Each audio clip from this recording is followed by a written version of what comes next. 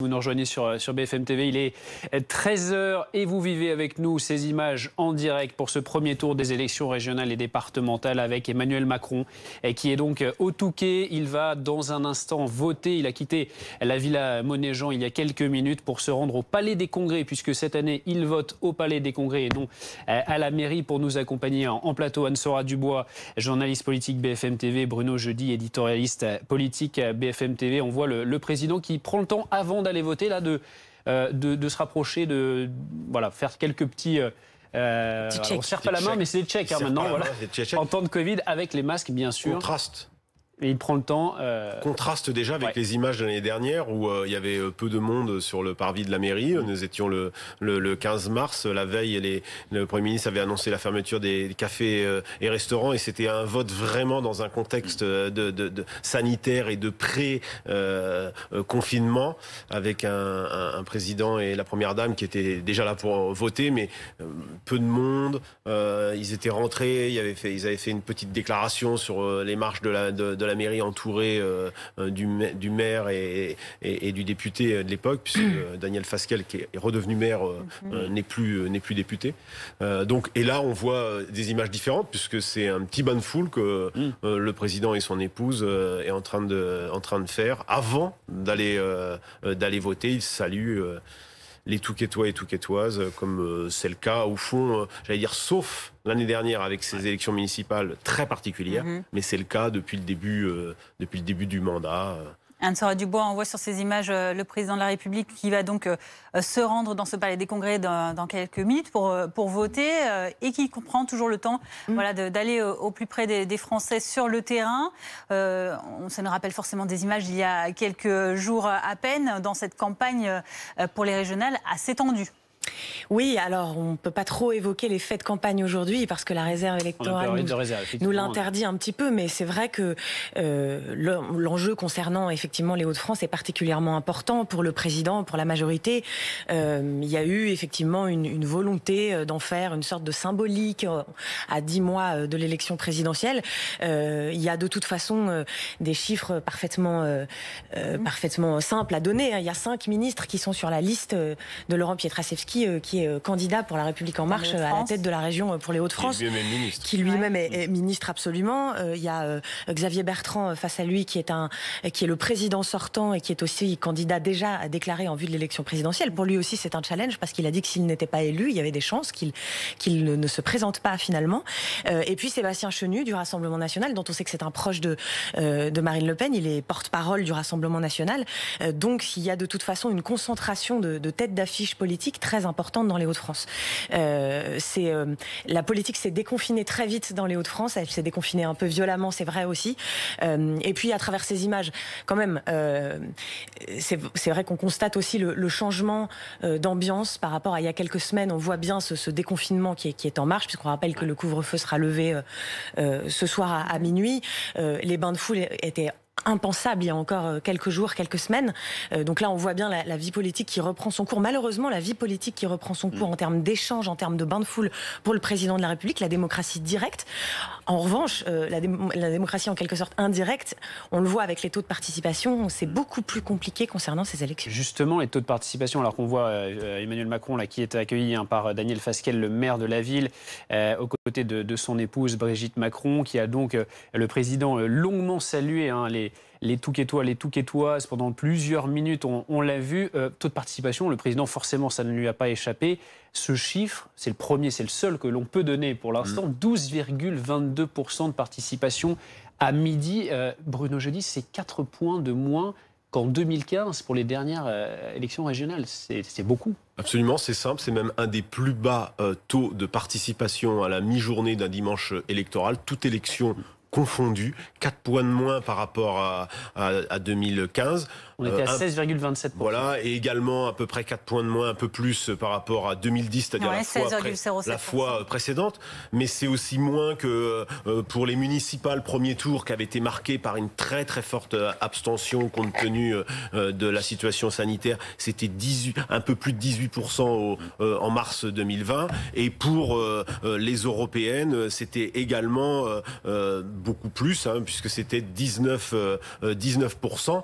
Donc on est vraiment là dans un étiage très bas, un des plus bas de toute l'histoire des élections. On peut avoir un record ce soir là ? Oui, absolument. On peut aller vers un record en France. Il faut savoir en plus que tous les sondages qui ont été faits avant ce dimanche ont été faits sur des bases d'une participation qui serait entre 40 et 45%, c'est-à-dire moins déjà que la fois dernière. Ça veut dire que s'il y a moins de 40% d'électeurs ce soir, on peut avoir de très très grosses surprises, parce qu'une variation comme ça importante du nombre de votants, ça peut tout de suite jouer à la hausse ou à la baisse pour des listes et créer des surprises. Alors il faut répéter, il y a 2 tours, il peut y avoir aussi un sursaut électoral d'abord cet après-midi, souhaitons-le, et puis dimanche prochain, mais à 12% à midi sur l'ensemble de la France, c'est très très bas. Alors il faut quand même pondérer ça un petit peu, parce qu'on voit que les régions où il y a des enjeux importants, on vote plus. C'est le cas par exemple en Corse. Traditionnellement en Corse, on vote beaucoup sur cette élection-là, parce que l'identité est très importante, avec des listes régionalistes, autonomistes, nationalistes, fait qu'en Corse, c'est l'élection où on vote le plus depuis maintenant quelques scrutins. Mais par exemple, on a beaucoup plus voté en PACA ce midi à midi, 14%, qu'en Île-de-France, où là, tenez-vous bien, le chiffre est de 8,47%. Dans la région principale française, il y a moins d'un électeur sur 10 qui s'est déplacé, et même certains départements comme le Val d'Oise, on est à moins de 7%. Qu'est-ce qui explique, Anne-Sora Dubois, ce désintérêt? On a l'impression, en tout cas à l'heure actuelle, à midi, pour les derniers chiffres du ministère de l'Intérieur, pour le scrutin régional et départemental, cette année en particulier. Il y a forcément un contexte sanitaire qui est un peu différent de 2015, par rapport à 2015. Mais il n'y a pas que cela. Pourquoi aussi peu, pour l'instant, de participation? Alors, il n'y a pas que ça, effectivement. Il y a d'abord des facteurs qui sont en dehors de la crise démocratique tel que le connaît le pays. Il y a quand même la crise sanitaire qui a joué, parce qu'il a fallu un petit peu de temps, le temps de caler le calendrier des élections. On a vu la même chose lors des élections municipales à l'orée de l'été dernier. Il y a eu effectivement toutes ces tractations. Il faut se souvenir quand même que ce qu'on voit aujourd'hui, c'est l'aboutissement d'une concertation entre chefs de parti, entre chefs de mouvement, entre présidents de groupe à l'Assemblée nationale et au Sénat. Les partis se sont mis d'accord pour ne pas reproduire ce qui s'était passé lors des dernières municipales, c'est-à-dire à un moment où le consensus était tout sauf évident et où certains partis disaient il faut absolument pas que ces élections se tiennent. Là, pour le coup, l'exécutif a remis autour de la table tous les partis. Il y avait, semble-t-il, un consensus beaucoup plus important, mais d'autant plus que le temps court. On est désormais à 10 mois de l'élection présidentielle. Est-ce qu'on pouvait encore repousser? Donc il y a eu cette question de calendrier qui a pu rendre les contours du scrutin un peu flous pour les Français. Et puis, il y a effectivement, et ça c'est une réalité, la crise démocratique, et ça concerne aussi cette année, parce qu'en réalité, elle court depuis le début du quinquennat, elle se cristallise depuis le début du quinquennat, mais même elle avait commencé avant en réalité. Mais c'est vrai que la crise sanitaire, on le voit et ça semble se dessiner, n'a pas fait renouer les Français avec la chose politique. C'est d'autant plus dommage que quand on regarde les prérogatives départementales et régionales, ces élections, elles sont tout sauf technocratiques en termes de prérogatives et de pouvoir de décision. On est dans la vie très concrète, très quotidienne des Français. Quand on parle des lycées, des collèges, des transports, des minima, de certains minima sociaux, de l'accompagnement des personnes handicapées, quand on parle de l'aménagement du territoire, de la gestion des déchets, on est vraiment dans des choses donc justement, ça devrait concrètes. Toucher plus on pourrait s'y attendre, mais parce que peut-être, encore une fois, le calendrier est resté un peu flou, parce qu'il y avait cette incertitude qu'avait aussi le président sur l'évolution de la situation sanitaire, qu'elles ont été repoussées à l'orée de l'été, à un moment où les gens ont peut-être envie de sortir. Eh bien, pour l'instant, la mayonnaise ne prend pas, en tout cas en termes de participation. On verra ce soir si ça se confirme. On voit ces images donc avec Emmanuel Macron qui vient de sortir de l'isoloir, tout comme Brigitte Macron. Il va s'apprêter, le président de la République, à voter, à glisser son bulletin dans l'urne. Étienne Gérard nous a rejoint. Bonjour. Bonjour. Vous êtes rédacteur en chef société à l'Express. Alors, on revoit ces conditions qu'on avait vues. On en parlait avec Bruno Jeudi il y a un an, avec ces bureaux de vote, avec ces conditions, ces mesures sanitaires, les masques, le gel hydroalcoolique. Le président, d'ailleurs, a pris le soin de se laver les mains. Mais on n'est quand même pas tout à fait dans le même cas de figure qu'il y a un an. On sent qu'il y a moins d'anxiété qu'il y a un an, évidemment. Il y a moins d'anxiété parce que la situation sanitaire n'est pas la même. Elle est meilleure qu'il y a un an, parce qu'on en sait plus aussi sur ce virus et sur la façon dont il contamine.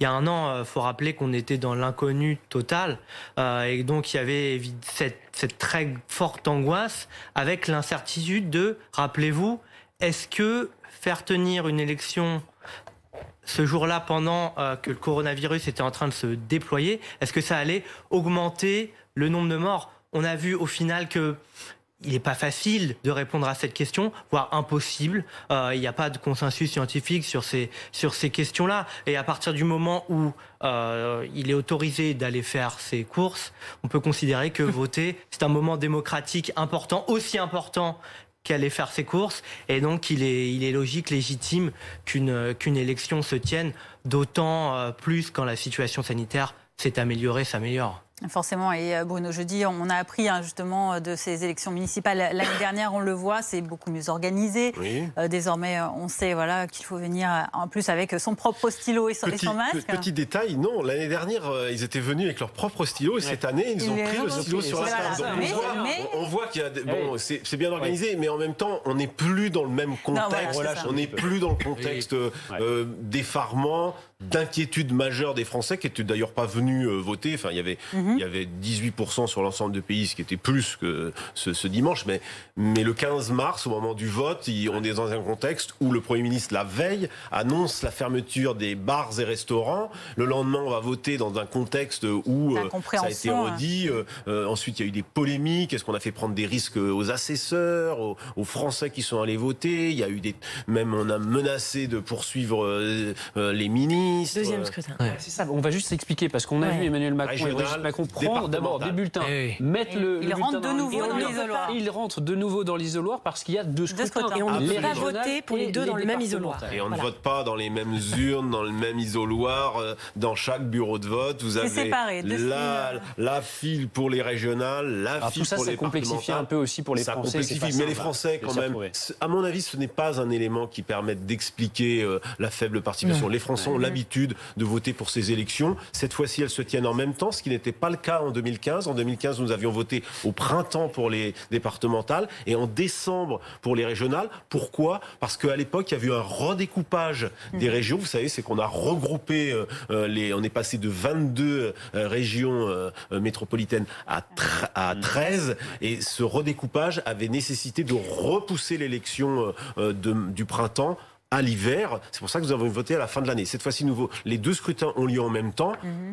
Il y a deux écoles. Vous pouvez dire c'est compliqué. Vous pouvez dire aussi ça peut peut-être provoquer un sursaut ou en tous les cas on vote en même temps, ça évite de voter. On se déplace une fois pour on se dévote pour deux élections. Il y a des tas de pays en Europe où justement on regroupe élections locales, un référendum. Donc chaque pays a ses traditions et il est arrivé dans notre République que nous votions le même jour pour plusieurs élections. Anne-Sora Dubois.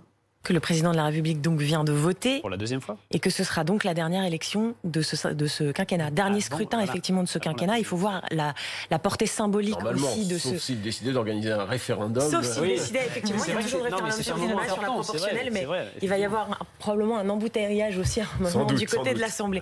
Mais donc dernier scrutin en tout cas démocratique pour la fin de son quinquennat effectivement. Il faut voir quand même la portée symbolique de ce vote, de voir le président qui vote aujourd'hui.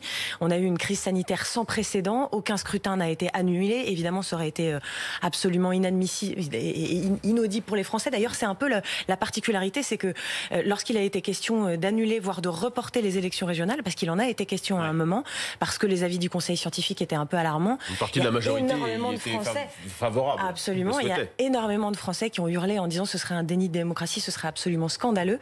Et quand on compare ça avec le taux de participation aujourd'hui, c'est vrai qu'il y a un espèce de paradoxe un peu incompréhensible. Les Français voulaient absolument que ces élections aient lieu avant la fin du quinquennat et pourtant, pour l'instant, ils ne se pressent pas au sein des bureaux de vote. En tout cas, c'est la dernière élection que va connaître Emmanuel Macron en cours de ce quinquennat.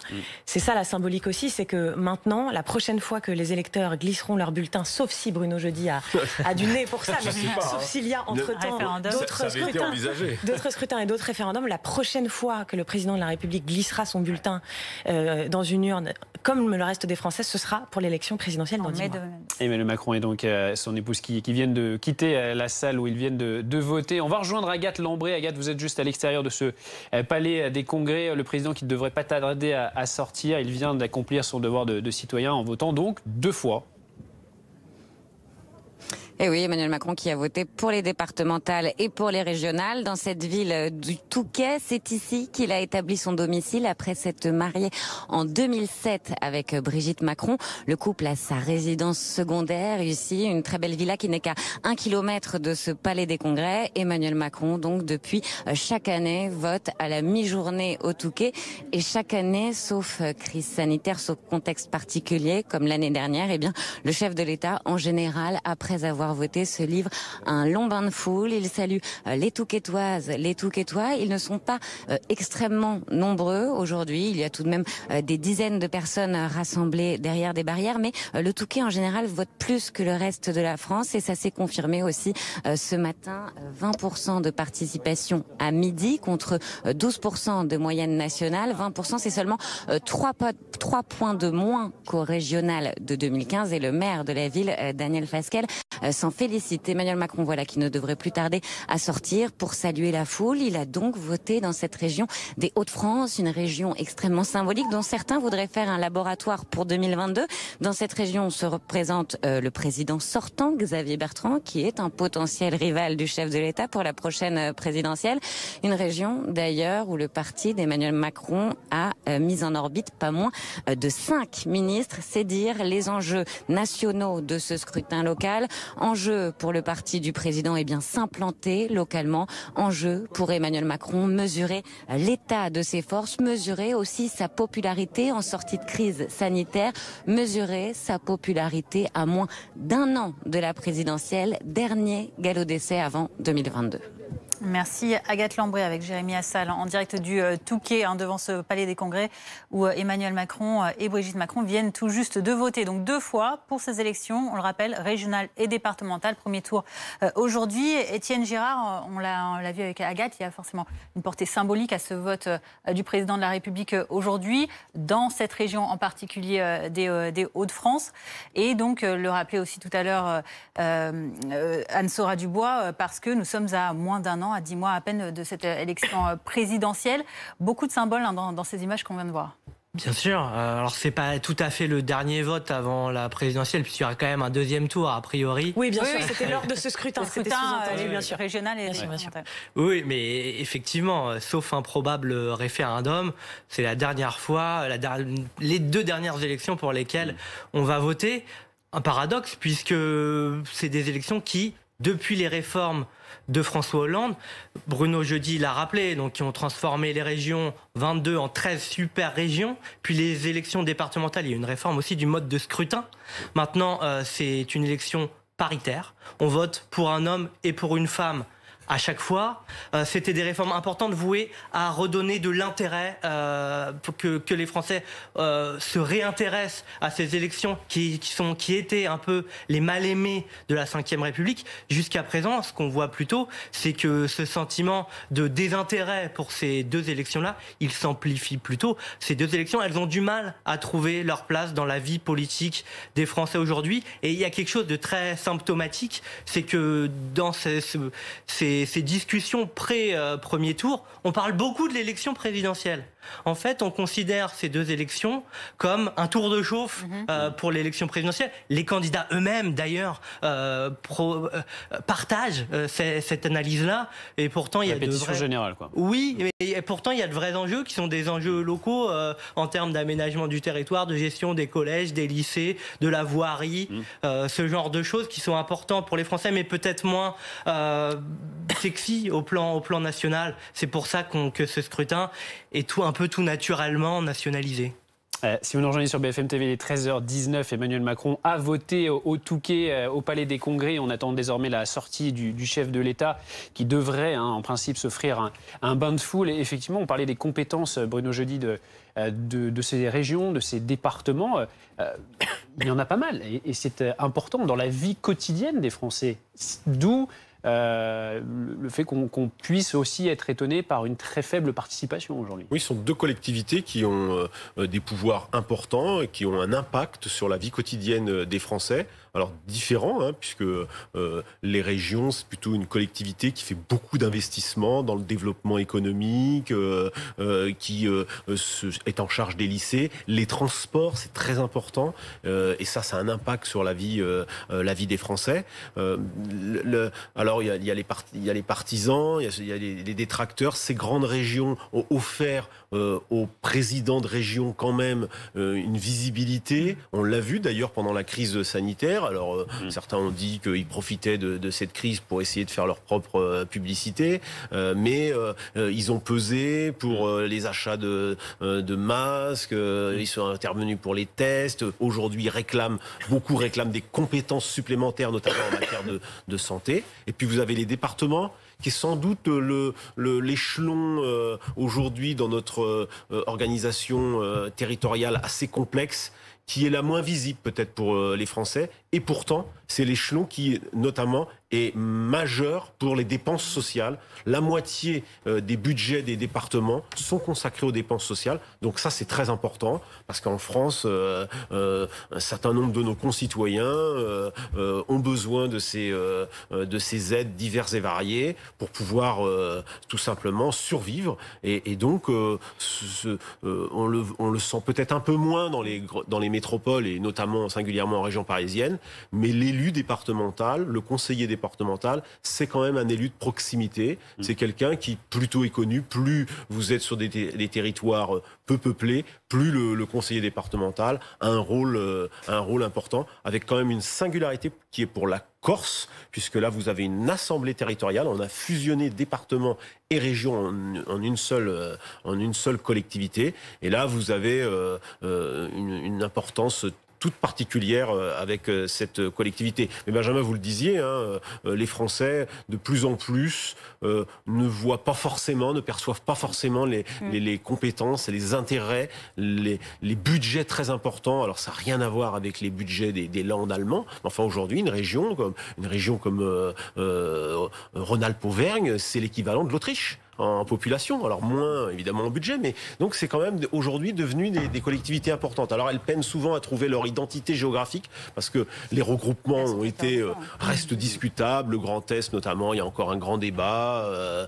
Vous avez d'autres régions où ça a été un peu mieux réussi, mais bon, et en plus elles sont vraiment, alors pour le coup, à taille très différente. Ça aussi, ça peut jouer sur les distorsions de participation, pour l'enjeu politique, mais aussi pour l'attachement à la région. Les régions qui, notamment une région comme PACA, ça reste maintenant une entité qui n'a pas bougé d'ailleurs, et c'est une entité géographique assez forte. Mais je pense que ces élections souffrent aussi du fait que de plus en plus, et c'est une tendance lourde dans notre pays, dans notre République, du fait que la présidentielle est devenue l'élection centrale. Le débat est nationalisé. Il y a un syndrome, Jérôme Fourquet, politologue, appelle ça « appelez-moi le patron ». Et que finalement, les gens se disent, d'ailleurs, vous aviez tout à l'heure des témoignages de Français, je crois c'était à Cannes, qui disaient « oui, mais elle n'est pas importante, cette région, cette élection, je ne vais pas y aller ». Et donc, on ne va plus qu'à la présidentielle, en quelque sorte. Et ça, c'est quand même une difficulté et un affaiblissement de notre système démocratique, renforcé sans doute par la gouvernance des dernières années et par le fait que les Français se sont rendus compte qu'un homme pouvait décider si on allait être enfermé ou pas. Et ça, c'est une décision qui, à mon avis, a frappé tous les Français et renforcé cette idée qu'au fond, si je dois aller voter, je vais à la présidentielle, les autres, ils vont se débrouiller sans moi. Anne-Sora Dubois, il y a un peu une confusion déjà justement entre ces deux scrutins différents, locaux et nationaux l'année prochaine, justement peut-être renforcé aussi parce qu'on a vu beaucoup de figures politiques d'ampleur nationale, des ministres, on le disait, candidats dans ces élections régionales, et que peut-être que ça rajoute de la confusion dans la tête des Français sur l'importance de ces élections aussi localement. Absolument. Alors d'abord, Bruno a raison. Peut-être effectivement que la crise sanitaire a amplifié encore l'image que les Français se faisaient de leurs dirigeants locaux, parce que c'est vrai que d'ailleurs ils ont tenté, certains de ces dirigeants locaux, des présidents de région, des maires, les associations d'élus, elles ont tenté d'influer sur les décisions qui étaient prises par l'exécutif, et en fait en réalité on s'est aperçu que c'était quand même dans un cercle extrêmement restreint autour du président de la République. Donc c'est vrai qu'il y a eu un focus sur le fait que la décision revenait in fine à une, voire peut-être 3-4 personnes. Et donc, effectivement, quel intérêt d'aller voter pour les intermédiaires? Appelez-moi le patron, je reprends l'expression, effectivement, de Jérôme Fourquet. Et puis, effectivement, il y a une tentation, de toute façon, générale de tous les politiques aujourd'hui à nationaliser tous les scrutins. Ça ne concerne pas que les régionales et les départementales, ça a été la même chose pour les municipales.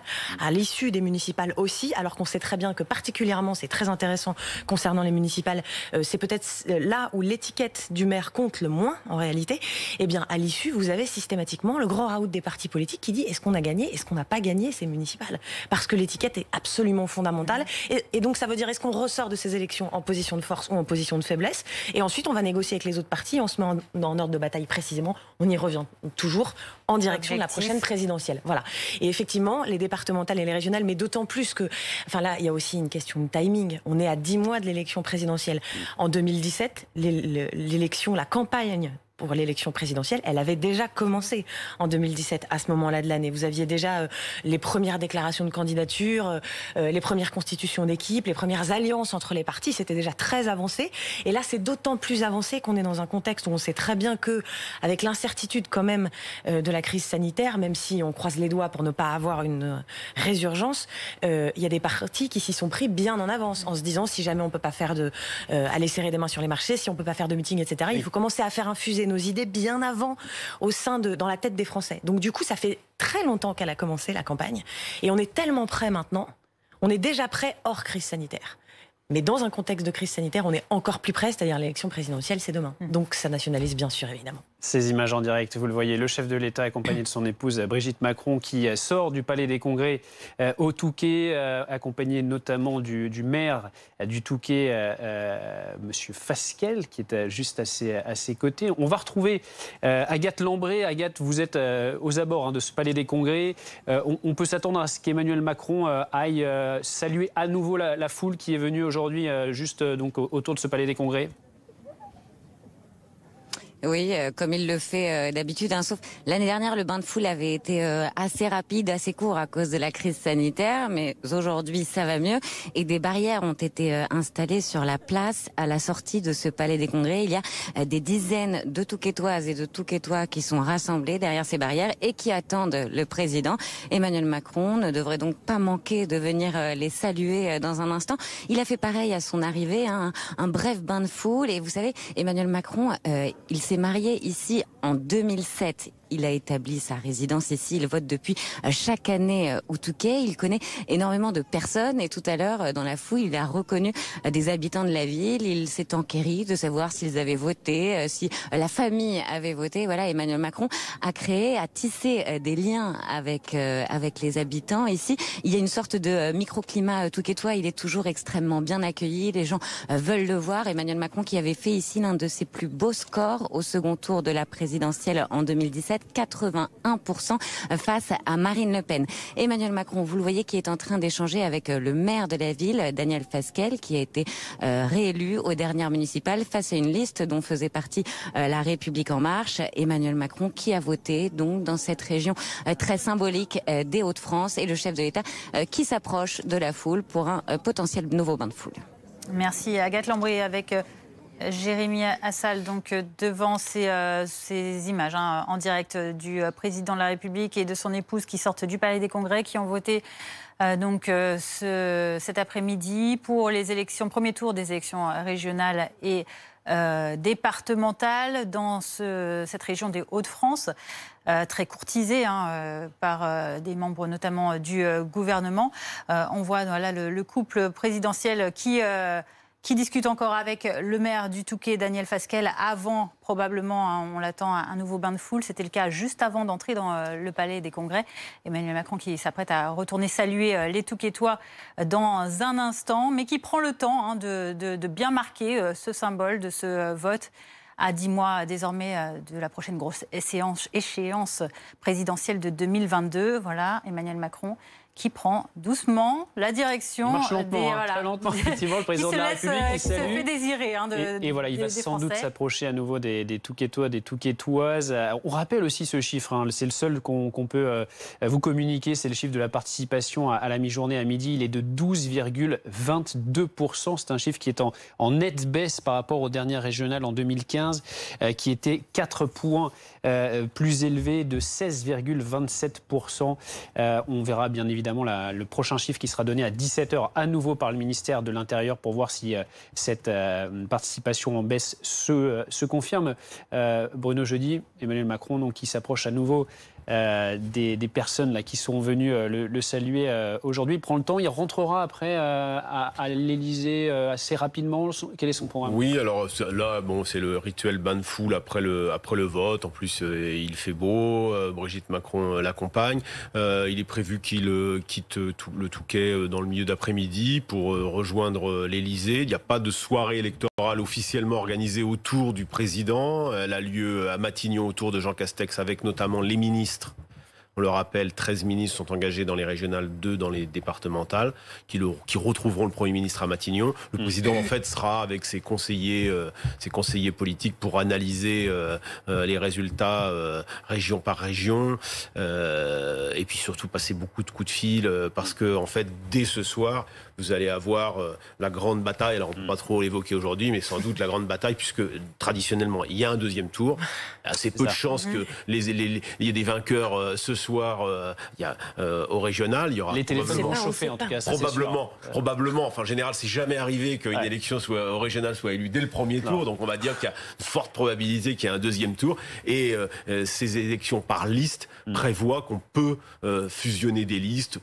Il faut faire 10% pour pouvoir rester au second tour. Je reste dans la réserve républicaine, pas de problème. Restons dans les généralités. Et évidemment, le président de la République va ce soir en parler avec ses conseillers. Des décisions seront sans doute à prendre en fonction du résultat des autres listes.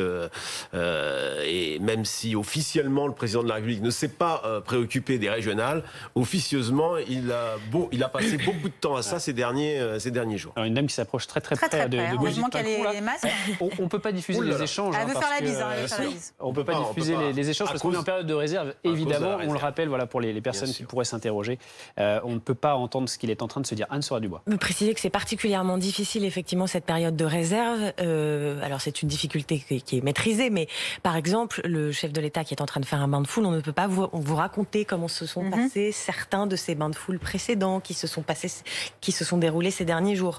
On ne peut pas, s'il échange avec des gens, on ne peut pas relayer ces prises de parole, on ne peut pas entendre ce que les gens lui disent, on ne peut pas le diffuser, on ne peut pas diffuser non plus les éventuelles adresses, on ne peut pas les citer non plus parce que nous sommes censés être rentrés. J'entendais Christophe Barbier tout à l'heure dire que c'était un peu daté, et c'est vrai parce que ça se poursuit sur les réseaux sociaux, alors que nous on est soumis à cette réserve électorale, mais l'idée c'est de dire que depuis hier soir à minuit, les Français ne doivent pas être influencés dans leur libre choix, dans leur libre arbitre de vote, et que tout élément depuis vendredi soir, et que tout échange qu'ils pourraient entendre pourrait les influencer d'une façon ou d'une autre. Donc on ne rappelle pas les faits de campagne qui se sont déroulés ces derniers jours, on ne rappelle pas les tendances, on ne parle pas des sondages, on analyse simplement ce qui se passe sur le terrain là, maintenant, tout de suite. Et justement, Étienne Gérard, sur le terrain tout de suite, ce que l'on voit, c'est donc Emmanuel Macron qui, à son habitude tout de même, aime aller au contact des Français et qui ne s'en prive pas non plus aujourd'hui après ce vote. Oui, et qui reprend le type d'échange qu'il avait avec les électeurs et les électrices avant l'incident de la gifle à laquelle il a été confronté la semaine dernière. Un jour où il sait qu'il est très regardé, on ne pourra pas l'écouter pour toutes les raisons qui ont été dites, mais il est regardé. C'est important de montrer que le président de la République n'a pas peur d'aller au contact et qu'en toute sérénité, sur son lieu de résidence secondaire, il échange de façon tranquille et apaisée avec les citoyens. On va rappeler quand même le pourquoi de ces élections, pourquoi on vote, qui est élu. Bruno Jeudi, élection à la fois donc régionale, départementale, pour bien que les Français comprennent l'enjeu aussi de ces élections aujourd'hui. Alors d'abord les Français, pour ceux qui ne vivent pas en gros sur l'ensemble de la France, hormis Paris et la Corse, nous votons 2 fois aujourd'hui. Nous votons pour les élections régionales, Nous allons élire 13 présidents de région en France métropolitaine sur 2 tours, un scrutin par liste. Il faut 10% des voix pour pouvoir se maintenir au second tour si aucune liste n'obtient 50% ce soir. Donc ça, c'est pour les élections régionales. Le président de région la région, les 13 régions qui ont des compétences sur les transports, sur le développement économique, sur la formation, donc des domaines importants de la vie quotidienne. Et puis ensuite, nous votons une 2e fois, hors Paris et la Corse, je le répète. Et la métropole de Lyon aussi. Et la métropole de Lyon. Nous votons pour les conseillers départementaux, qui élisent ensuite un président de département. Et là, c'est un mode de scrutin qui fait que vous votez pour un binôme de candidats, un homme et une femme, dans votre canton. Et ces élections sont sur 2 tours. Là aussi, il faut 50% pour être élu dès le premier tour. Donc ça, c'est les élections qu'il y a partout, dont on a moins parlé, puisque l'attention s'est portée sur les régionales, qui reste une élection très nationale, au fond, surtout par les personnalités des présidents de région, qui sont pour la plupart des personnalités nationales. Certaines personnalités envisagent même, si elles sont réélues, de se présenter à la présidentielle. Donc tout ça, évidemment, a accru la nationalisation de ces élections régionales et la perte de visibilité des élections départementales. Il faut le dire, ces élections, si elles sont plutôt mal aimées des Français, l'échelon départemental, depuis quelques années, est devenu dans notre millefeuille territorial assez compliqué, où les gens connaissent le maire, mais connaissent souvent rarement leur conseiller départemental, mais pas très souvent leurs conseillers régionaux. Le département a un peu perdu de sa visibilité. Or, le département conserve des compétences importantes, notamment en matière sociale, puisque à peu près la moitié des budgets des départements sont consacrés aux dépenses sociales. Ça peut aller du RSA, mais aussi les prestations pour les handicapés. Donc c'est très important, et c'est toute la vie de notre vie quotidienne qui est concernée par ces 2 élections, même si jusqu'à présent, un peu plus d'un électeur sur 10 s'est déplacé pour voter, ce qui est aujourd'hui est sans doute un des plus faibles taux de participation à la mi-journée pour une élection, toute élection confondue. 12,22% de participation seulement à midi pour ce double scrutin. Donc on le rappelle, Agathe Lambré, vous êtes au Touquet, au Palais des Congrès, où Emmanuel Macron a voté, accompagné de sa femme, Brigitte Macron, qui elle aussi a voté pour ce double scrutin régional et départemental. Et maintenant, c'est l'heure d'un nouveau partage avec les Touquetois sur place. Oui, Emmanuel Macron qui vient de demander au petit groupe de Touquetoises et Touquetois réunis autour de lui si tout le monde était vacciné. Le chef de l'État qui ajoutait que maintenant il fallait que les jeunes prennent le relais. Vous voyez, pas de propos extrêmement politiques, mais Emmanuel Macron prend le temps de répondre quand on l'interpelle, d'échanger avec ses habitants qu'il connaît bien.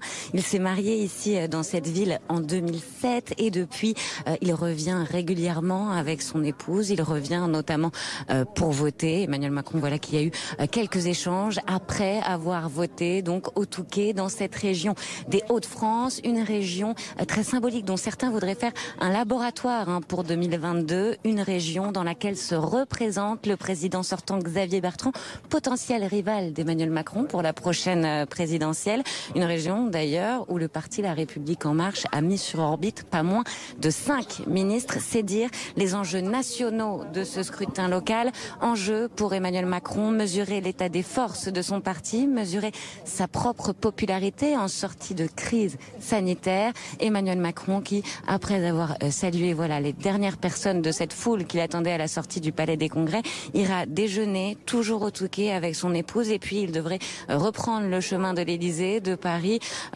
en fin d'après-midi. Emmanuel Macron qui passera la soirée à l'Élysée en petit comité. C'est de là qu'il suivra les résultats de ce premier tour des élections.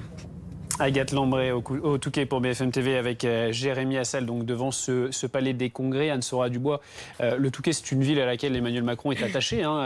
c'est devenu sa ville d'adoption. Il s'est marié là-bas, il a une demeure, la Villa Monéjean, avec son épouse Brigitte, et il y revient donc à chaque fois désormais pour voter.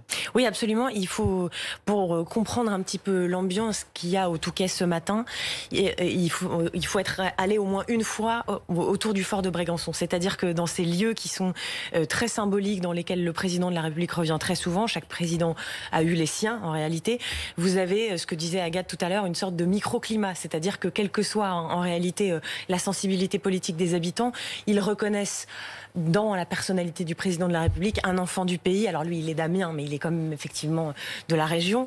Et donc il y a effectivement une sympathie tout à fait sincère et le chef d'État qui est en train de récurrente. Voilà, c'est-à-dire on vient voir le président parce que le président, pour une fois, est dans la ville, et donc on vient et on se rassemble et on fait un petit bain de foule avec lui. Ça n'est pas forcément révélateur de la totalité de l'esprit des Français vis-à-vis du président de la République, mais au Touquet, en tout cas particulièrement, effectivement, le président de la République ne se prive jamais d'y faire des bains de foule parce que, encore une fois, c'est un enfant du pays et puis c'est un de ses lieux de résidence réguliers.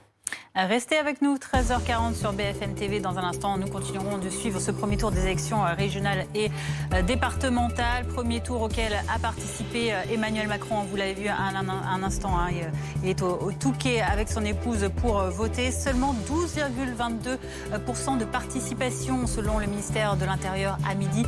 Un taux très faible de participation pour le moment pour ce scrutin, ce double scrutin.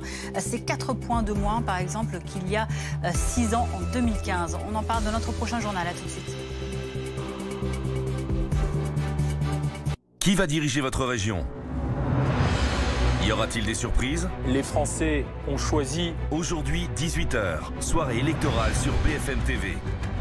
Apolline de Malherbe, Alain Marchal, Jean-Baptiste Boursier. Cette fameuse stratégie des cartes postales. Nos reporters dans les régions clés, nos éditorialistes. Tous les résultats. Élections régionales et départementales. Grande soirée, 18h, sur BFM TV. Suivez les soirées électorales avec la puissance de la fibre SFR Business, partenaire technologique.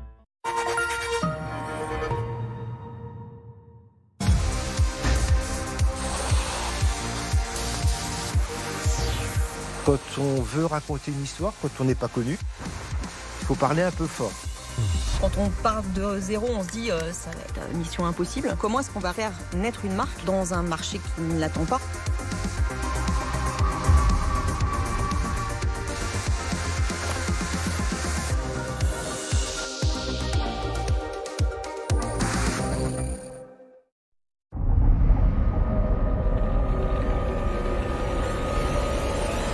Ils sont parmi nous. Ce sont les voyageurs Volotea. Attention, l'optimisme est contagieux. À votre tour de vous envoler. Volotea. La nouvelle agriculture. Mon père, il est tellement fort qu'il travaille très très dur pour mieux vous nourrir tous les jours. Papa, papa, papa, y a pas plus fort que toi. Bravo, c'est très bon. Je suis si fière de toi. Depuis plus de 10 ans, et aujourd'hui plus encore, nous travaillons dur pour améliorer la qualité de votre alimentation. Avec votre soutien, nous continuerons encore longtemps. La nouvelle agriculture, la marque des agriculteurs. Loïc n'hésite pas à se mouiller pour limiter son impact sur la planète. D'ailleurs, sa dernière trouvaille est fabriquée avec des bouteilles plastiques recyclées. Mais bon, il l'a aussi choisi parce qu'il est bien dedans. Je parle du canapé, hein. Car chez Camif, 100% de nos meubles sont éco-conçus. Camif, changeons le monde de l'intérieur. 109 trajets en ascenseur à comparer des véhicules hybrides. 52 réunions du lundi à se concentrer sur des essais de véhicules. 71 pauses café à chercher la meilleure offre. Quand tout à coup, une étincelle. Passez à l'hybride avec Peugeot avant la baisse du bonus écologique et profitez d'aide à la reprise jusqu'à 5 000 € sur le 3008. Non. C'est pas possible. Alors, commandant, si on prenait l'avion, elle est où la casquette? Attention, c'est parti, décollage. Mais j'ai la casquette dans dans les yeux. Oh, bah alors t'as la casquette dans les yeux, vous voyez plus rien, commandant. Qu'est-ce que c'est que ce pilotage? Vous avez très bien atterri. Mardi. Célébrité, revenus stratosphériques, maison de rêve à Dubaï, de nombreux adolescents sont fascinés par le quotidien des stars de la télé-réalité. Inédit, la face cachée 2, mardi à 21h05 sur RMC Story, Canal 23. La BFM Academy continue. Après les castings régionaux, les startups doivent convaincre le jury pour aller en finale le 5 juillet. Ils y croient. Mais croyez-vous en eux? BFM Academy saison 16, présentée par Laure Closier, lundi 19h sur BFM Business. Retrouvez la BFM Academy avec le Crédit Agricole, engagé pour la relance des entreprises et de l'économie.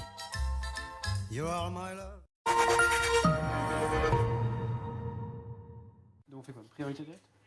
Priorité au direct sur BFM TV. Vous voyez ces images d'Emmanuel Macron qui a voté il y a quelques instants au Palais des Congrès au Touquet. Il a voté 2 fois, à la fois pour les régionales et pour les départementales. Et il revient donc désormais chez lui dans la villa Monet-Jean, accompagné de son épouse Brigitte. On imagine Bruno Jeudi, Anne-Sora Dubois, Étienne Girard qu'il va prendre un tout petit peu de temps avant de rentrer à Paris, puisque c'est le programme après retour à l'Élysée. Oui, je pense qu'il va prendre le temps de quand même déjeuner avant de rentrer à Paris à la mi-journée. C'était ce qui était à la mi-journée, en milieu d'après-midi, c'était ce qui était prévu pour rejoindre l'Élysée et passer sa soirée électorale privée, puisqu'il n'y a pas de soirée électorale officiellement organisée autour du président qui sera entouré seulement de ses conseillers proches.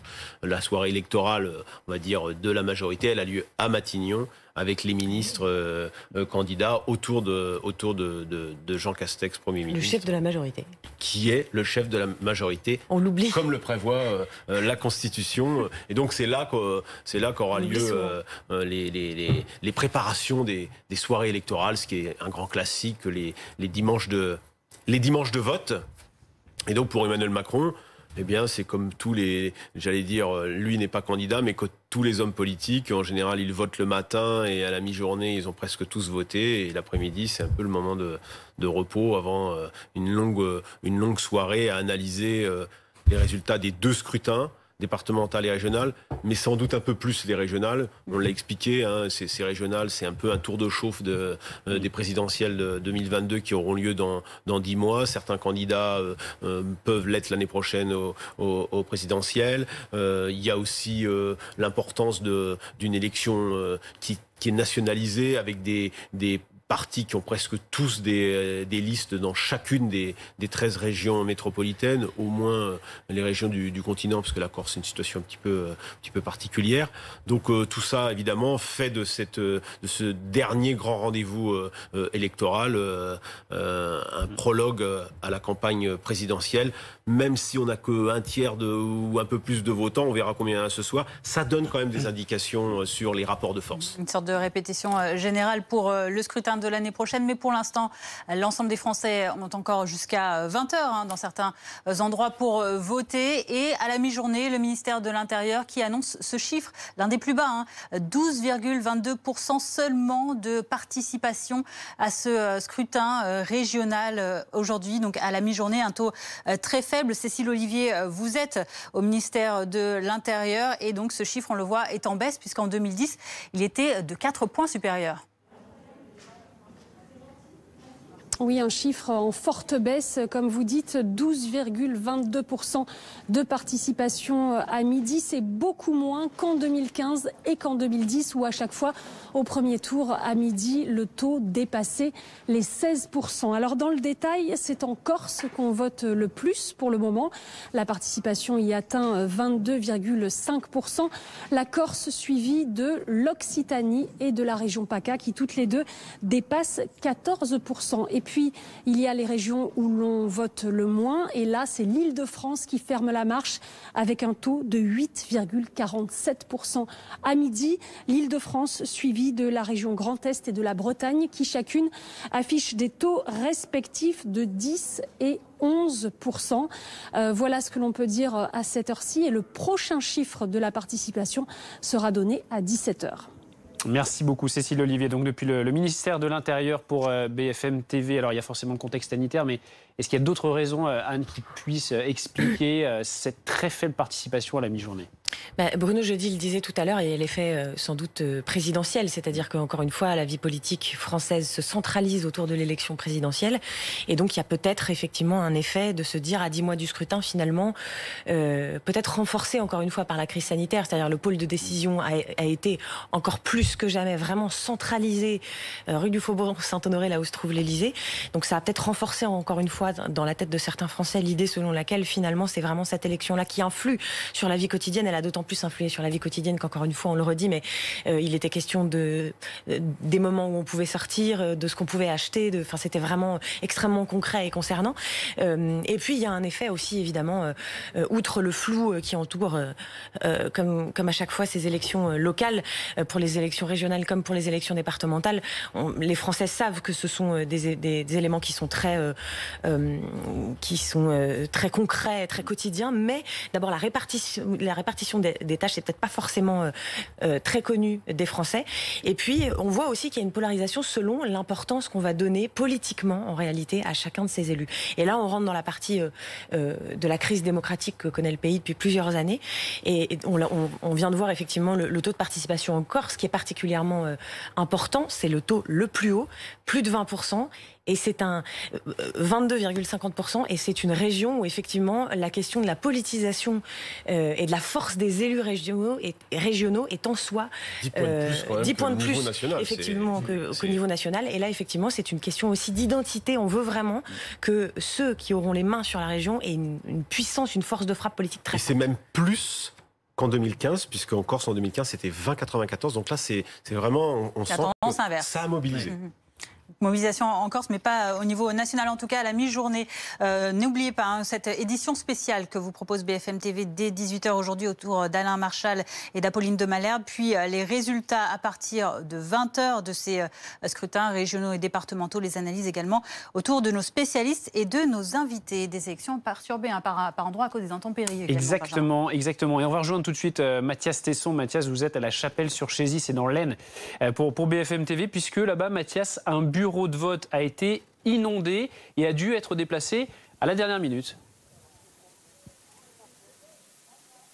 Oui, et d'ailleurs, le vote, ce n'est clairement pas la priorité aujourd'hui ici dans ce tout petit village. On va vous montrer un petit peu les conséquences de cet épisode météorologique très fort et très violent, avec notamment des grêlons parfois gros comme des boules de pétanque qui se sont abattus ici pendant près de 45 minutes hier soir, avec des dégâts sur des voitures, notamment ici par exemple, eh bien, le toit est complètement parti. Il n'y a plus de toit sur cette voiture. Et puis bien évidemment, il y a aussi des dégâts sur les habitations. De nombreuses habitations de ce petit village de ce petit village sont touchés.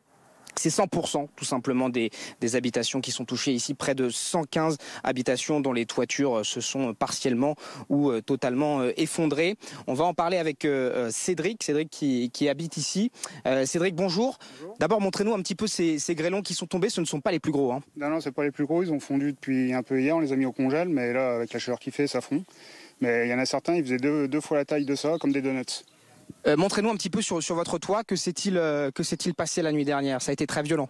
Très violent, en fait, il y a eu des premiers grêlons 10 minutes avant, mais d'une petite taille. Ça s'est calmé pendant 5 minutes, puis après ça arrivait de plus en plus gros, et après, comme on peut voir, on a commencé à bâcher, on voit les impacts sur les panneaux solaires.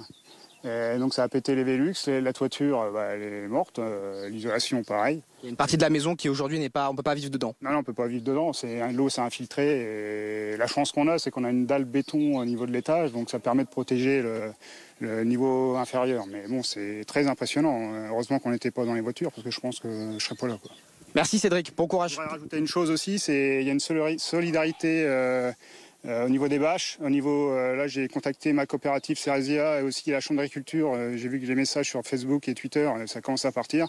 Donc on commence à réquisitionner toutes les bâches dans le secteur. Parce qu'effectivement, c'est la principale urgence, les bâches, pour pouvoir rebâcher les toits, puisqu'il va de nouveau pleuvoir en fin d'après-midi ici. Il faut donc éviter des surinondations. On va parler de l'électricité aussi. À cette heure-ci, près de 1000 habitations sont privées d'électricité dans le département de l'Aisne, qui payent donc vous l'avez compris, un lourd tribut aujourd'hui. Merci Mathias Tesson avec Sonia Reynaud à La Chapelle sur Chézy, donc dans l'Aisne, avec ses intempéries.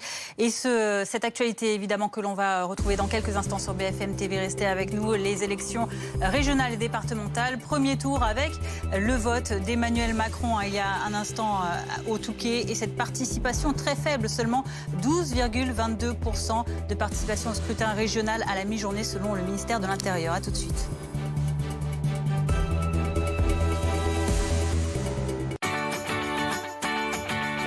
Méliès est le magasin de jouets. En 1923, Méliès est ruiné. Il vend alors tout le matériel cinématographique dédié à la création de ses œuvres pour se reconvertir dans la vente de jouets. Il ouvre donc une échoppe à la gare Montparnasse. Si vous ne connaissiez pas cette histoire, elle est racontée dans le film Hugo Cabret de Martin Scorsese. L'automate du film, dont le réalisateur a fait don à la Cinémathèque, est visible dans le musée. BFM TV, partenaire du musée Méliès. La BFM Academy continue. Après les castings régionaux, les startups doivent convaincre le jury pour aller en finale le 5 juillet. Ils y croient. Mais croyez-vous en eux? BFM Academy saison 16, présentée par Laure Closier, lundi 19h sur BFM Business. Retrouvez la BFM Academy avec le Crédit Agricole, engagé pour la relance des entreprises et de l'économie.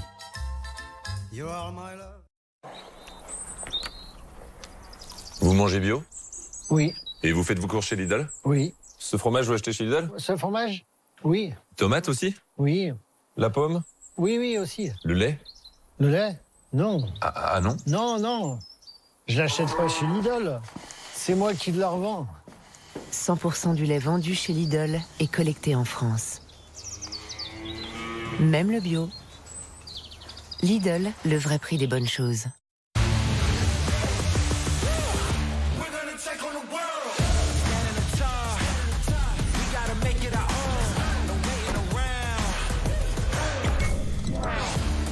Grâce à vous, chaque année, les femmes et les hommes d'écosystème organisent la remise en état de près de 600 000 appareils électriques et électroniques.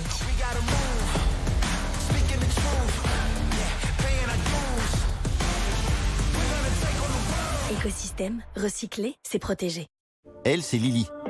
Elle adore cette petite pépite qui vient de sa région. Mais pourtant, ses goûts, c'est pas du gâteau. Hein. Ça, c'est normal, parce que c'est un lit. Oui, un lit Camif, fabriqué en France, comme 78% de nos produits d'ailleurs. Camif, changeons le monde de l'intérieur.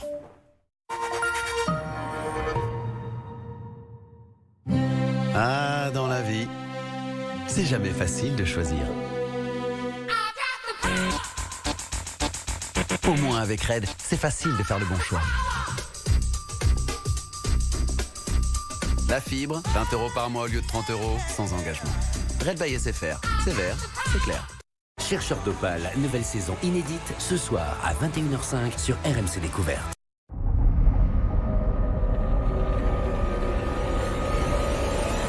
Ils sont parmi nous. Ce sont les voyageurs Volotea. Attention, l'optimisme est contagieux. À votre tour de vous envoler. Volotea. L'équipe s'agrandit avec deux nouveaux univers, Explore et Live. Explore, les créations et contenus originaux de l'équipe. Et Live, la plus grande offre de sport en direct accessible à tous. Sport en direct, long format, documentaire, podcast, enquête, deux nouveaux univers. Une seule plateforme pour en profiter. L'équipe, tous unis par le sport.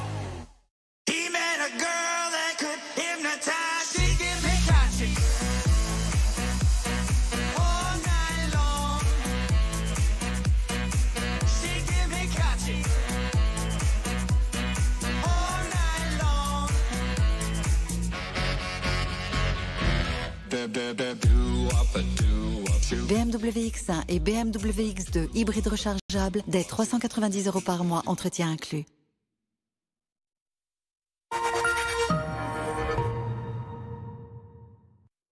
Trop chaud? Ventilez votre intérieur en regardant la météo avec le purificateur d'air Dyson.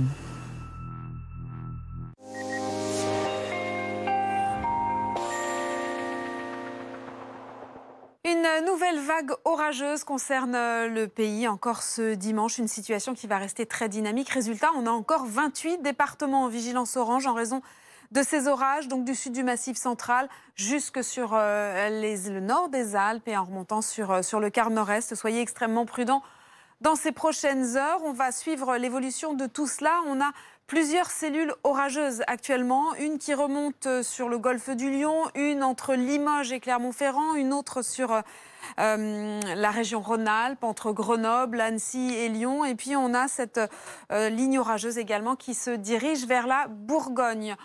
Des orages donc parfois forts, une forte activité électrique, de la grêle également et de fortes rafales de vent et de forte intensité de pluie en très peu de temps. Demain matin, on n'en a pas vraiment encore fini, même si le plus gros sera passé. On a encore une zone orageuse ici sur ces régions s'étendant de la façade atlantique jusqu'au sud de la Garonne, le Massif central à nouveau. Puis près de la Manche, on aura également un ciel assez maussade avec quelques averses orageuses. Ailleurs, ce sera plus calme en matinée, mais en cours de journée, eh bien, on va retrouver un temps instable à nouveau.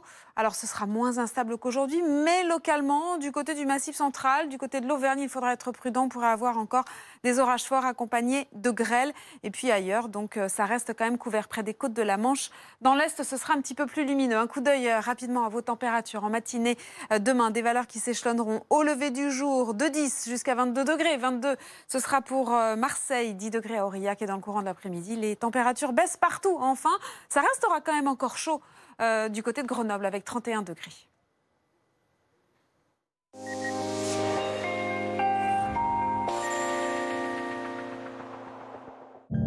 C'était la météo avec Dyson. Ventilez votre intérieur avec le purificateur d'air Dyson.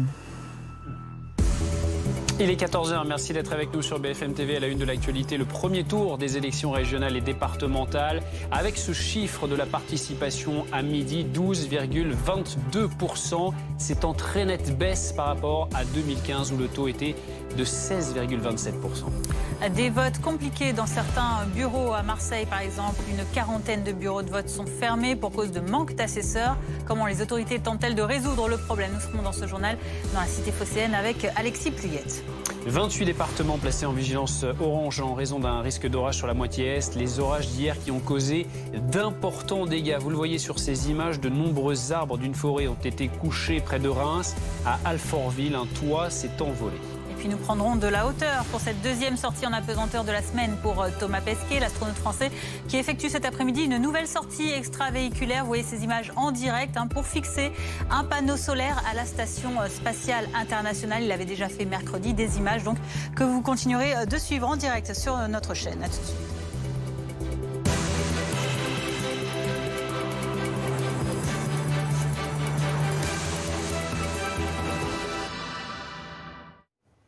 « 12,22% de participation à midi, c'est le premier chiffre officiel de cette journée électorale. On part tout de suite au ministère de l'Intérieur pour retrouver Cécile Olivier. Cécile, c'est un chiffre largement en baisse. Oui, en forte baisse par rapport aux élections de 2015 et 2010 où à chaque fois le taux de participation dépassait les 16% au premier tour à la même heure, donc à midi. Il faut savoir que ce chiffre de 12,22% concerne les élections régionales uniquement, pas les départementales. La place Beauvau ne donne qu'un seul chiffre par souci de simplicité en prenant de toute façon, en considérant que de toute façon les deux chiffres seront similaires. Si on regarde dans le détail, c'est en Corse que l'on vote le plus pour le moment, 22,5% de participation à midi. La Corse suivie de l'Occitanie et de la région PACA qui toutes les deux dépassent les 14%. Et puis il y a les régions où l'on vote le moins et là c'est l'Île-de-France qui ferme la marche, 8,47% à midi. L'Île-de-France suivie de la région Grand Est et de la Bretagne qui affichent des taux respectifs de 10 et 11%. Voilà ce qu'on peut dire à l'heure qu'il est. Le prochain taux de participation nous sera donné à 17h. Merci pour ces précisions, Cécile Olivier. Depuis le ministère de l'Intérieur, donc avec ce chiffre historiquement bas, en plateau, on en parle avec vous, Pierre Jacquemin. Vous nous avez rejoint. Bonjour, rédacteur en chef du magazine Regard. Toujours avec nous également Étienne Girard, rédacteur en chef à la société à l'Express, et Anne-Sora Dubois du service politique BFM TV. Anne-Sora Dubois, tout d'abord, ces chiffres, on les a vus très bas à la mi-journée. Est-ce qu'on peut s'attendre à des chiffres aussi bas en fin de journée ? Mais on s'oriente vraisemblablement, oui, vers une abstention historique, oui, et d'ailleurs toute élection confondue, parce que 12,22%, c'est du jamais vu à midi, effectivement. Alors, pour rebondir sur ce que disait Cécile il y a quelques instants, 12,22%, ça ne concerne donc, nous précise la place Beauvau, que la participation concernant les élections pour les régionales, mais comme ce sont précisément dans les mêmes bureaux de vote, pas dans les mêmes isoloirs, puisque ce sont bien des isoloirs séparés, parce que ce sont deux scrutins différents, mais dans les mêmes bureaux de vote que se déroulent ces deux élections, il y a fort à parier il y a quand même assez peu d'électeurs qu'on imagine être allés voter pour les régionales et ensuite se dire tant pis, je ne vote pas pour les départementales, je ressors. Donc on imagine qu'ils ont voté pour les deux et que donc le taux de participation concernant les élections départementales doit être sensiblement le même. On ne peut pas présumer de ce qui va se passer. On a déjà vu des sursauts. Ça s'est déjà vu à la faveur d'une météo qui se dégrade, à la faveur voilà, aussi du travail qui est le nôtre, hein, d'essayer d'expliquer pourquoi c'est un enjeu important, quel que soit le parti pour lequel on vote, que ce sont des élections qui sont extrêmement concernantes, qui parlent de la vie quotidienne des gens. Pas vous redire quelles sont toutes les prérogatives cumulées des régions et des départements, même si c'est un peu flou encore, justement, la répartition de la tête des Français. Mais les ports, les aéroports, les TER, les collèges, les lycées, ça concerne énormément d'éléments de la vie quotidienne des Français. Mais en réalité, le sursaut spectaculaire, non, c'est quand même assez rarissime. Et quand on arrive à un taux de participation à midi qui est celui-là, on peut s'attendre effectivement ce soir à ce qu'il y ait un taux d'abstention assez historique et du jamais vu en France. Ouais. Une image également à vous montrer, c'est le vote d'Emmanuel Macron tout à l'heure au Touquet.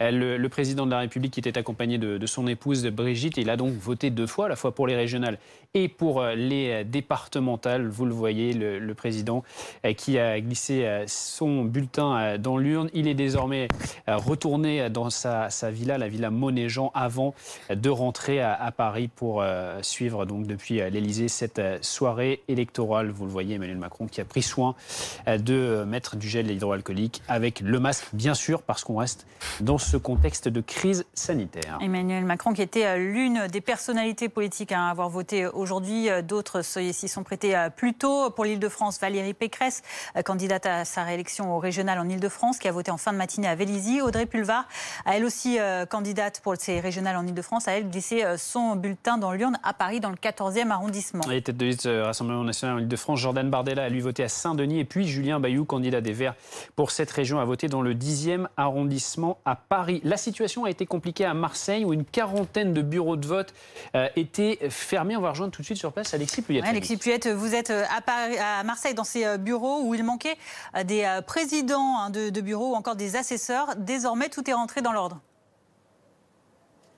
Oui, absolument. Les 481 bureaux de vote de la ville sont désormais ouverts. C'est ce que nous dit la mairie de Marseille. Mais il y a eu du retard à l'allumage. Le bureau de vote où nous sommes, ici dans le 11e arrondissement de Marseille, n'a pu ouvrir que vers midi. Et ce matin, les votants ont trouvé porte close. Du coup, il y avait une file d'attente et des électeurs très en colère. C'est une mascarade, c'est un scandale, nous disaient les électeurs que nous avons rencontrés. C'était la même situation dans 34 bureaux de vote de la ville qui n'ont pas pu ouvrir ce matin. Alors que s'est-il passé ? Bien tout simplement, il n'y avait pas de président, pas d'assesseur. Ils avaient été désignés jusqu'à hier, nous dit-on, mais ils ne se sont pas présentés pour récupérer les listes dans la sacoche hier. Du coup, ce matin, le préfet a dû réquisitionner en urgence des fonctionnaires pour être président. Mais du coup, en attendant qu'ils arrivent, cela a conduit à des situations rocambolesques, comme ce monsieur que nous avons rencontré, qui nous a dit qu'il était venu voter et qu'on lui a demandé d'être président d'office. Écoutez, il s'appelle Anthony et il répond au micro de Florian Perrin. Alors ceci, c'est ce qu'on m'a apporté le chauffeur pour le département. Comme quoi je devais représenter, là j'ai mis mon nom et mon prénom, président pour le bureau de vote, alors que j'étais simplement venu voter à la base. Et comme personne n'était là, il n'y avait pas de président, celui qui était désigné est absent. J'ai les noms des personnes qui sont désignées, mais ils sont absents. Là, on n'est pas assez nombreux pour tenir au bureau de vote. Et au final, qu'est-ce que vous voulez qu'on fasse ? Je ne veux pas prendre la responsabilité de prendre un bureau de vote alors qu'il n'y a pas de policiers déjà sur place et que je n'étais pas venu pour ça. Alors du côté de la mairie, pour expliquer ce couac, ce qu'on nous dit, c'est que c'est un double scrutin, départemental et régional, qu'il y a toujours des mesures sanitaires avec le Covid et puis que les partis traditionnels ont moins proposé d'assesseurs. Du coup, tout cela a rendu un petit peu plus compliqué l'organisation. Ce qu'on peut dire, c'est que pour le moment, seules 28 personnes sont venues voter sur les 1000 inscrites dans ce bureau et que la participation, sur l'ensemble du département s'élève à 15,14%. C'est moins qu'en 2015 pour les élections départementales. Merci beaucoup Alexis Pluyette avec Florian Perrin donc à Marseille pour BFM TV. Alors pour bien comprendre ce qui se joue aujourd'hui pour cette journée électorale, Thomas Joubert nous a rejoint. Thomas, le premier tour des élections régionales et départementales, pourquoi vote-t-on vraiment finalement? Eh bien on vote pour renouveler les conseils régionaux et départementaux pour les 6 prochaines années. Et ces assemblées, elles ont de nombreuses compétences qui touchent à notre vie quotidienne. On va commencer par les régions qui ont un pouvoir majeur en matière de transport. Tout d'abord, les TER par exemple, ou encore les transports scolaires. La région assure également la gestion des lycéens, leur construction, leur entretien, le fonctionnement des établissements. Et puis la question de la formation professionnelle à destination des jeunes ou des demandeurs d'emploi.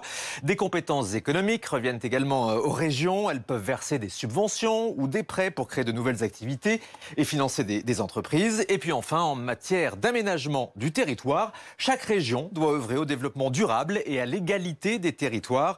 Par exemple, dans les nouvelles construction. Alors voilà, pour les prérogatives des régions, Thomas, qu'est-ce qui concerne en revanche les départements ?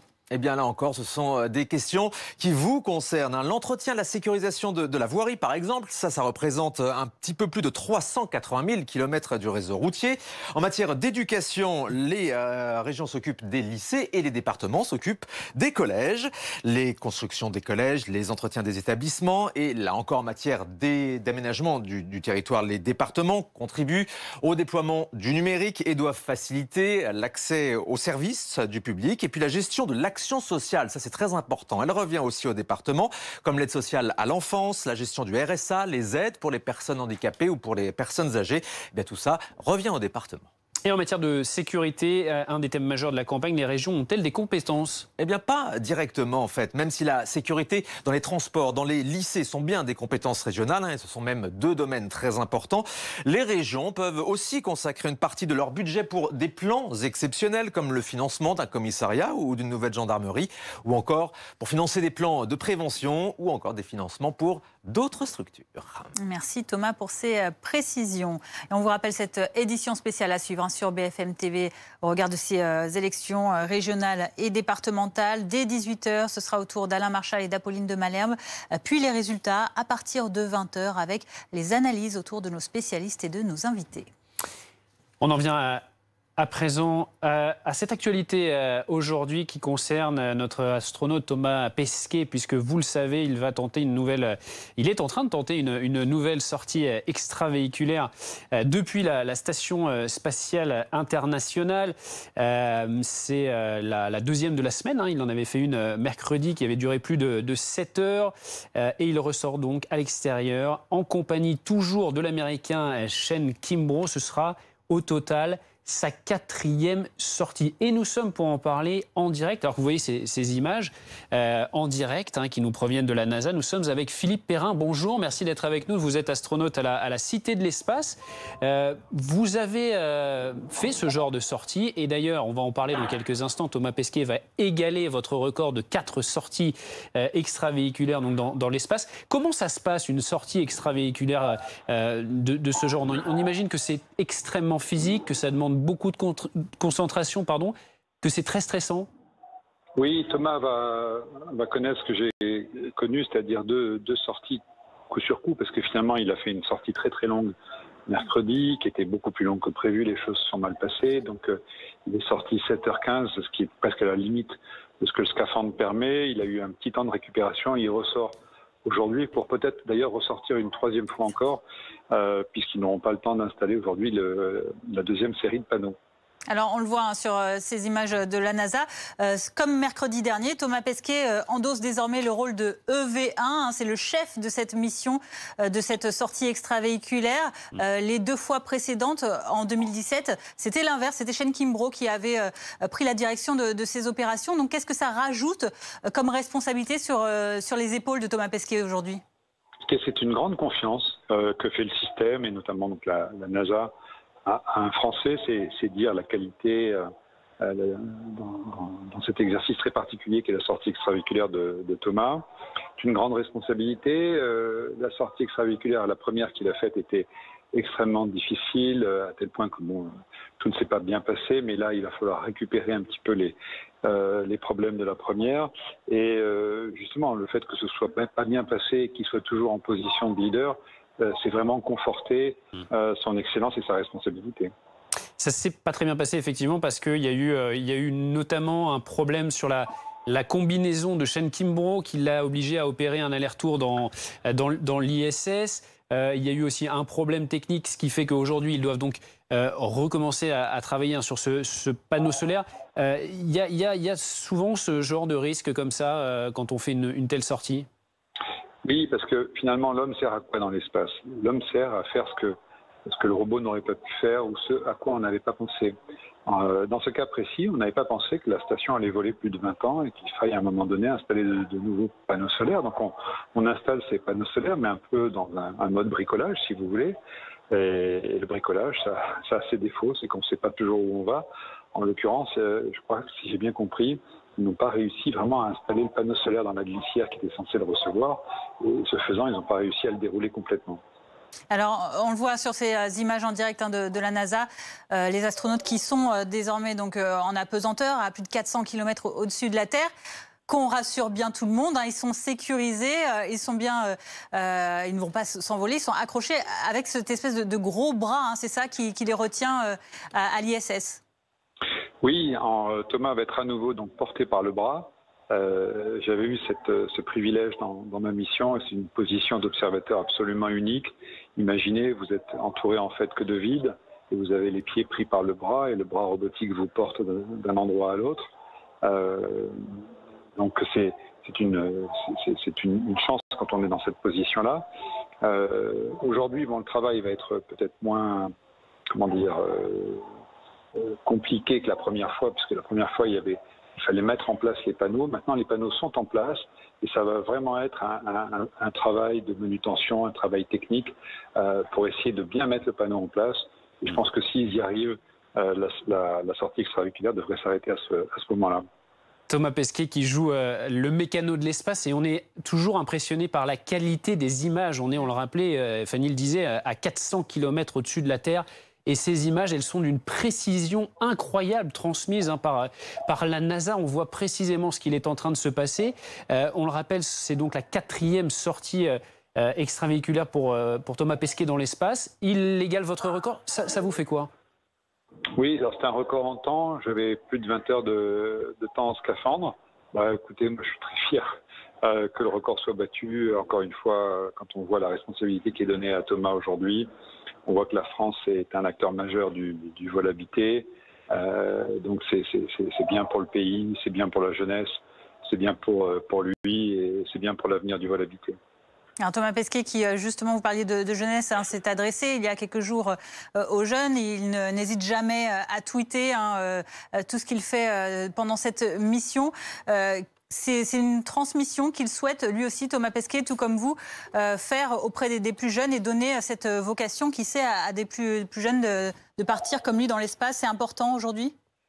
Alors c'est important parce que l'espace, vous savez, la technologie spatiale, c'est à la base de beaucoup de motivations d'ingénieurs qui feront du spatial peut-être, mais peut-être aussi des avions ou finalement peut-être de nouvelles machines à laver révolutionnaires. Mais ce qui est important, c'est que les gens aient envie et le spatial donne envie. Et ça, Thomas l'a bien compris. Et ce qu'il fait vis-à-vis de la jeunesse est très très important. On a une jeunesse qui est confrontée à des tas de soucis, d'un souci environnemental à l'évidence, un souci de surpopulation, de guerre, de virus. Alors finalement, on a une jeunesse qui est extrêmement contrainte et dans un milieu qu'on pourrait qualifier d'anxiogène. C'est très important d'ouvrir des perspectives sur l'avenir. Thomas Pesquet, ce qu'il est en train de réaliser, alors on disait l'un de ses prochains objectifs, ce sera aussi d'aller sur la Lune. Vous êtes, avec toute l'expérience que vous avez une forme d'admiration? Oui, je l'ai regardé pendant la sortie extravéhiculaire et je voyais qu'il était très habile, très concentré, très calme, très habile. Donc effectivement, je respecte ça. Je respecte sa vie parce que la vie de Thomas, c'est une vie d'ascète. Il a tout consacré au vol habité. Donc c'est une vie de grand sportif, c'est-à-dire c'est pas une vie où on fait la fête non plus tous les soirs. Et donc il travaille beaucoup, il s'investit pour sa cause. Je pense qu'il a pas mal de chances effectivement maintenant d'aller peut-être sur un voyage autour de la Lune.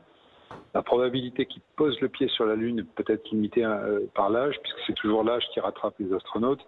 On peut imaginer que pour poser le pied sur la Lune, il faille avoir moins de 40 ans, mais bien malin celui qui le sait aujourd'hui. Thomas Pesquet qui a 43 ans, hein, on le rappelle, qui est donc aujourd'hui en tant que chef, on le disait, sur cette mission une fois de plus. Cette mission, aujourd'hui, elle va durer combien de temps? On sait que la dernière fois, il avait passé de nombreuses heures, plus de 6 heures dans l'espace. Comment est-ce que ça va se dérouler aujourd'hui? Alors aujourd'hui, la NASA n'a pas dit grand-chose parce qu'ils ont été confrontés donc, à un problème technique assez simple. On n'a pas réussi à engager le système dans le rail. Mais bon, dès lors qu'on sort de l'épure, on communique moins parce qu'on ne sait pas. Cette sortie extravéhiculaire, pour Thomas, c'est une incertitude, des inconnus. Et donc on ne sait pas.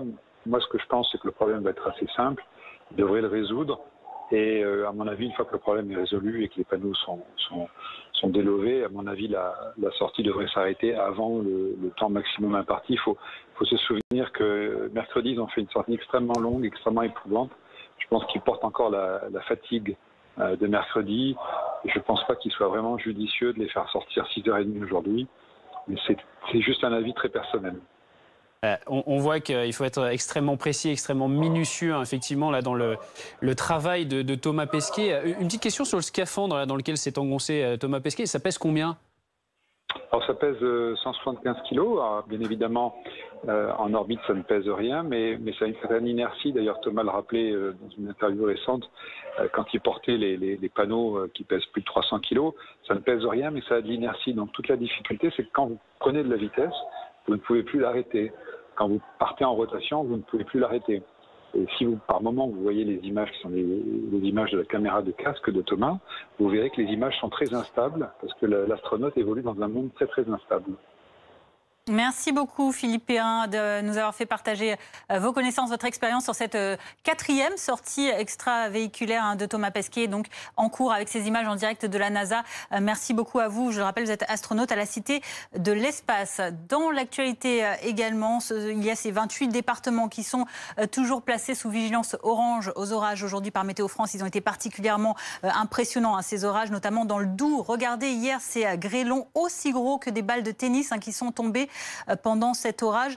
Les dégâts, forcément, ont été très importants dans le secteur, dans cette région. Notamment. Image extrêmement impressionnante également du côté de la Marne, avec, vous allez le voir, regardez ces images tournées au drone par notre journaliste météo, Kevin Fleury. Elle montre les stigmates du passage des orages, la pluie, la force du vent hier. On y voit de nombreux arbres couchés au sol dans cette forêt située près de Reims. Des images de désolation qui illustrent la violence de cet épisode météorologique.